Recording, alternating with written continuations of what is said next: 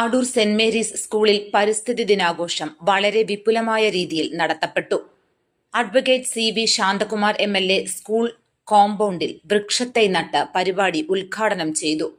യോഗത്തിൽ PTA president AB Melood അധ്യക്ഷത വഹിച്ചു. Pathanamthitta assistant agricultural officer Rony Varghese കൃഷിയുടെ പ്രാധാന്യത്തെപ്പറ്റി ക്ലാസ് എടുത്തു.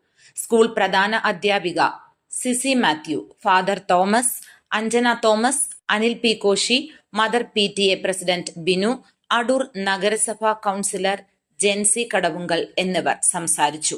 അടൂർ നഗരസഭാ അധ്യക്ഷ റീന സാമുവലിന് ലിറ്റിൽ കൈറ്റ്സ് കുട്ടികൾ ചെടി നൽകി.